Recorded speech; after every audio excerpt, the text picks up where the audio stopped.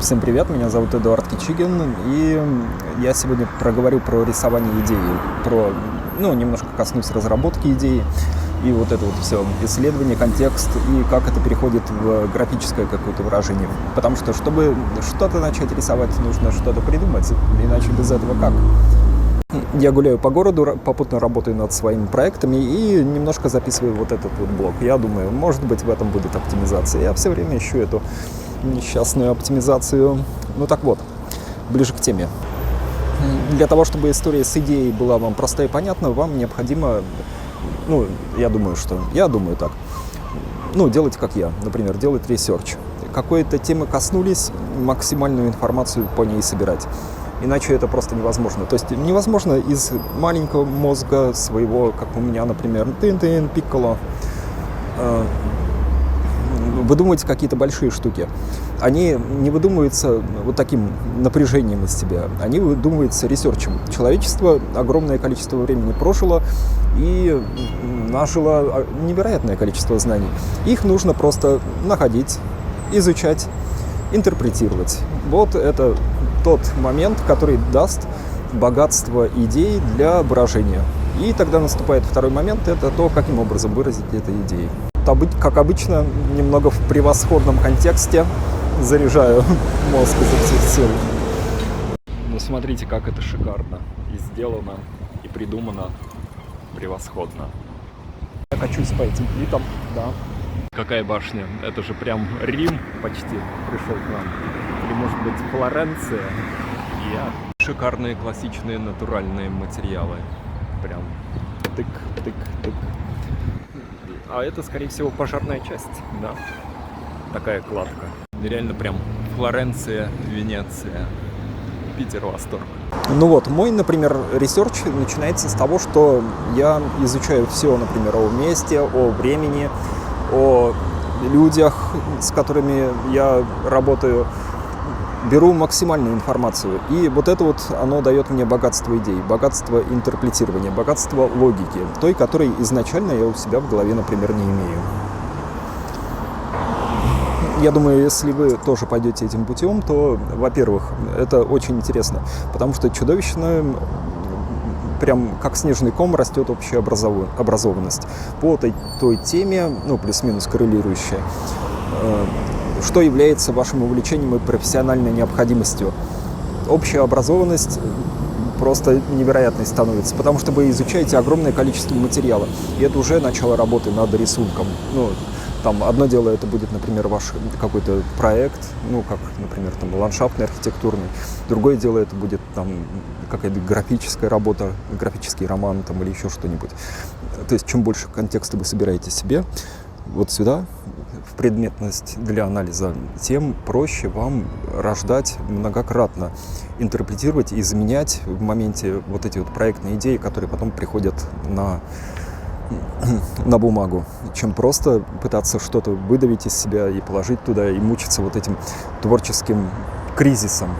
Какой нафиг творческий кризис? Это просто недостаток ресерча, недостаток работы над контекстом. Вот.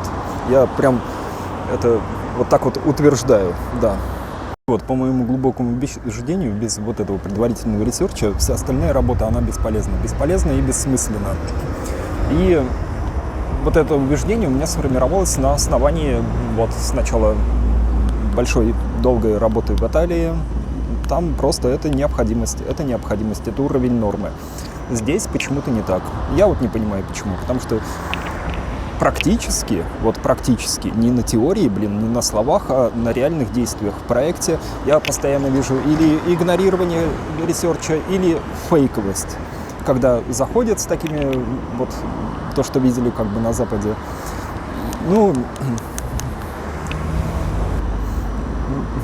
или вообще игнорируют, типа, самое умное, или делают фейк, да. В общем, если вам не по душе делать ресерч перед работой, я думаю, что мои видео можно вообще не смотреть, потому что, это точно не для вас определенно. Так вот, делаем ресерч, получаем колоссальное количество информации, которое уже обработало человечество. обработала. Его нужно, вот это количество информации нужно систематизировать под задачи проекта. Ну, как проект я, например, говорю, там, любой вид продукта, который от вас исходит. Пусть, например, будет это рисунок или скетч, или набросок, или там какая-нибудь идея, которую вы хотите визуализировать и перенести на бумагу. Ну вот, в принципе, если есть понимание, откуда берется вот эта вот проектная идея, то дальше, ну, просто средства выражения этой проектной идеи, какие вам удобны. Например, у меня вот такая штука всегда с собой на кармане, ну, плюс еще перьевые ручки, плюс еще там такие линеры, вот такие, тык-дык, стабила, классные. Я думаю, в рисовании идеи это самое главное, тот материал, тот инструмент, который помогает вам выразить вашу проектную идею и, ну, наилучшим образом, и отразить там все ее составляющие, или сделать, например, деление ее, показ по фрагментам, как, например, у меня ландшафтное архитектурное проектирование. Я сначала делаю скетч в моих скетчбуках, рисую вот этими линерами, пером, маркерами, ну, всем чем угодно. Иногда рисую даже кофе. Кофе нормально рисовать, кофе и ложечкой. Огонь просто. Ну, немножко нужно потренироваться, но прям нормально. И вот что происходит. То, что вам нужно для вашей проектной идеи. Но потом дальше мне мою проектную идею нужно показывать в 3D. Я рисую в 3D. Но у меня там все в картине мира уже сформировано. Вот, нужно сделать много вариантов, подходов и выбрать ваш инструмент, который позволяет вам наиболее легко, просто и быстро делать наиболее привлекательный вид вашей проектной идеи. В моем случае это черно-белая графика, ну, иногда с уходом в сепию, как делали старинные архитекторы. Например, с уходом в сепию помогают, как ни странно, вот эти два супербюджетных линера стабила. Тык-дык, вот такие.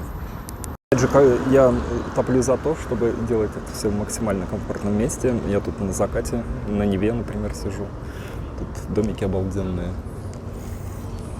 Сейчас пойду туда дэнсить на стрелку Васильевского острова.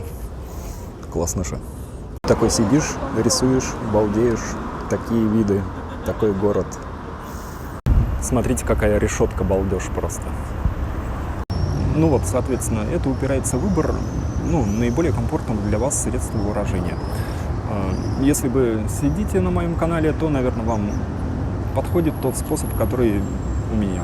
У меня итальянская школа, это архитектурный скетчинг, ландшафтный скетчинг и скетчинг в путешествиях. Ну, по сути, все выливается в то, что ты в любом месте, в любое время должен вот так вот присесть, например, как я здесь сейчас.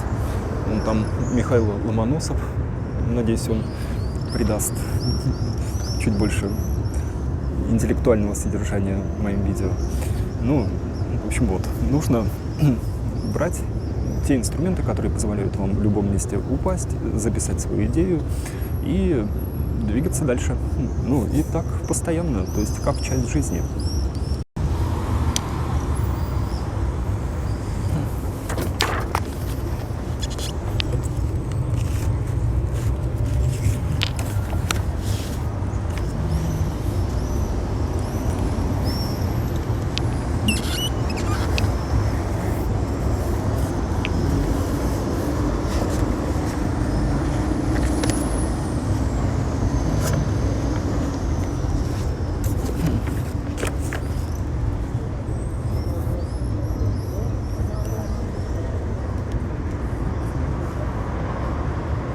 Я вот сейчас сижу, например, разбираю одну из идей. Это тема ландшафтного проектирования. Тык. Такие формы, такая структура в один довольно сложный орнаментальный сад, который проектировал прошлым летом. Ну, соответственно, чтобы мне взять и записать эту идею, мне нужен мой тип графики. Вот такой простой, элементарный. Человечки для самоштабности. Все понятно с формами. Рисуется быстро, просто симпатично. Вот, добавляю закорючки. Тын-тын. Пока, например, у меня нету в голове какого-то продолжения идеи, пока, ну, мозг генерит варианты, осмысляет ресерч, я могу делать вот такие вот закорючки. постепенно улучшая свою графику. То есть я вот это вот улучшение никоим образом не делаю изначально. То есть я не делаю красивости. Красивости приходят вслед за тем, что является непосредственной идеей, мыслью проекта. Они приходят как дополнение, как то, что реализуется во время отдыха мозга. Мозг отдыхает и рисует вот такие вот штучки. И постепенно думает продолжение развития проекта. Я тоже сижу в это время, отдыхаю и балдею. По такому типу графику и уроки смотрите у меня внизу в описании к видео и ссылки в шапке профиля. Это то, как я осмысляю проект, когда работаю с проектами и в Европе, и в России. Это универсальная штука, которую я научился, которую я понял в Италии, и она вполне себе рабочая. Поэтому переходите, подписывайтесь. Всего за 400 рублей в месяц там можно понять, как эта вся история срастается. И не страдать, не биться головой об стену. То есть вот, это все простые истории. Как нарисовать идею? Нужно сделать ресерч, нужно придумать идею в контексте вашего проекта и простейшим способом нанести ее на лист. Вот простейшие способы. Это человечек, у него элементарнейший контур. Вот скамейка, у нее тоже элементарнейший контур. Вот куст стриженный, тоже элементарнейший контур. Вот это вот вся история. И это получается как будто бы такой каталог или комикс, или графическая книга по проекту. Вот, например, арочный вход в лабиринт. Вот у меня была такая мысль, что нужно арочную систему поставить рядом со входом в лабиринт. И все, что мне нужно для того, чтобы зарисовать эту идею, это вот эта вот форма. Если идея будет жизнеспособной, я ее буду отрабатывать и разрабатывать. Соответственно, это там будет какой-то другой листик. Сейчас я добавил просто тени. И вот этот вот такой тип графики, он там с элементарным принесением теней становится только более интенсивным, выпуклым. Вот какие-то зарисовки тоже из простых форм. Вот тоже простые формы. То есть я за то, чтобы это было максимально просто делать, максимально эффективно, но в то же время оно выглядело эффектно. И вот такой тип графики, такая зарисовка идей, она может развиваться и дальше. Сейчас, например, покажу. Вот, например, как это может выглядеть симпатично. И в сочетании с оранжевым тоже очень даже неплохо. Графично, как будто бы книга. Или вот, тоже похожая ситуация. Выглядит очень декоративно, но на самом деле все предельно просто. Это вот тот стиль графики, который я использую и который преподаю. Или можно немножко размывать чернила, брать аквабраш, и получится вот такой интересный, любопытный стиль. Немножко сепии. А вообще нужно просто много и прилежно тренироваться. Вот, я делаю, например, вот такие упражнения.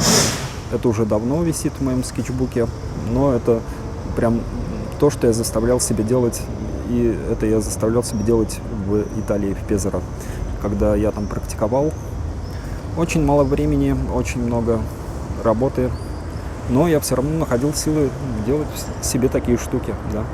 По сути, ничего сложного нету, нужно просто делать, их делать, да, практиковать и наращивать опытность. Вот, например, делал еще эскиз иконостаса, и тоже показательно, потому что сама структура простая. Если мы подлетим поближе, то вот это вот богатство рисунка создается за счет того, что хорошо более-менее с пропорциями поработал, и за счет того, что вот эти вот материалы, инструменты, которые я использую, они дают такое впечатление. А эта техника вполне себе такая итальянская, традиционная, классичная, с размытием чернил, сепии. Такие наброски. Чуть-чуть похожие на работы, на идеи старинных архитекторов. Я постепенно двигаюсь в этом направлении. Или вот, например, человечки. Вот такие чумбрики.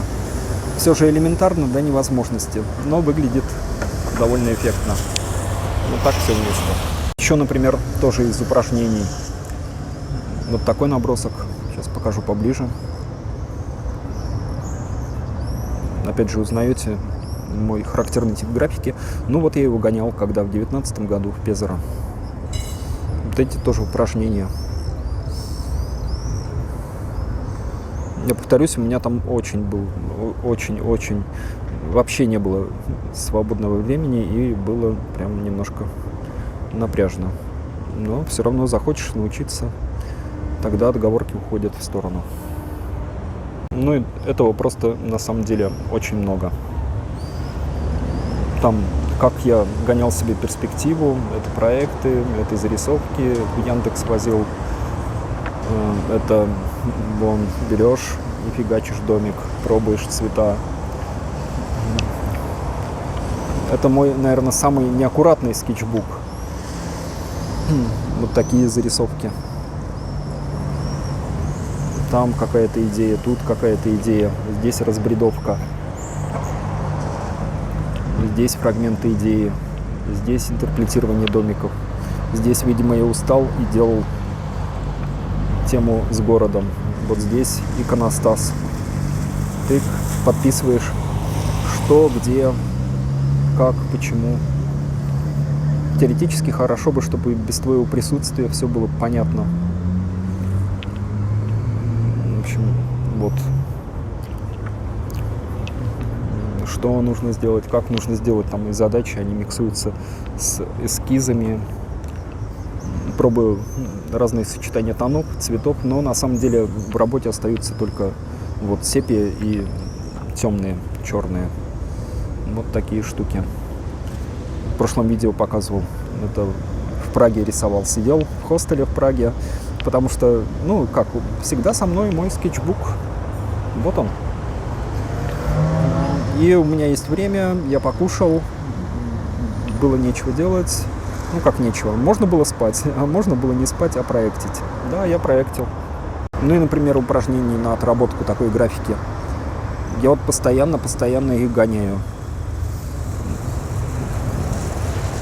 Это как спорт, он требует регулярной практики. И вот такими микрозарисовками, которые я как раз и рекомендую, такие маленькие-маленькие. Они срисованы, кстати, с книжки Артура Гаптилда «Работа пером и тушью». Превосходная книга, рекомендую. Вот.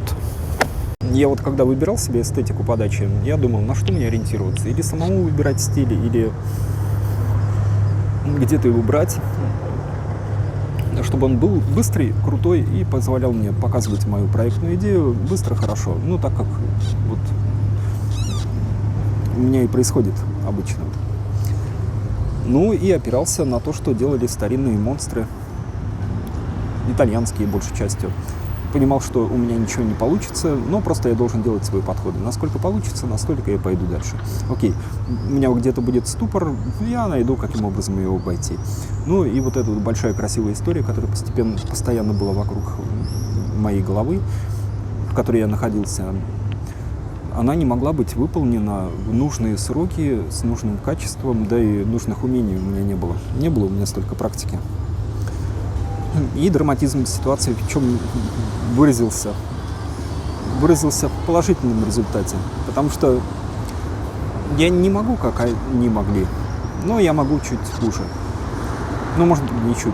Конечно, много хуже. Но это много хуже, это стоит совершенно на другом. На камне стоит, понимаете, не на песке, как современные стили скетчинга. Мой стиль скетчинга, он опирается на традицию. И в этом его сила, в этом его эстетика, в этом его уровень. Вот поэтому я за него всех и всем рассказываю, что типа это очень хорошо. В общем, если вам понравилось, ставьте лайк, подписывайтесь на канал. Меня зовут Эдуард Кичигин. Уроки по такой графике, как я показываю, смотрите в описании к видео и в шапке профиля. Подписывайтесь, там всего за 400 рублей радостно вы будете получать те секреты, которые я нарабатывал 5 лет, находясь в Италии и работая в проектах по Европе. Ну, мой тип графики, мой стиль, пропущенный через всю эту практическую историю. В общем, вот, всем хорошего дня. Чао-чао.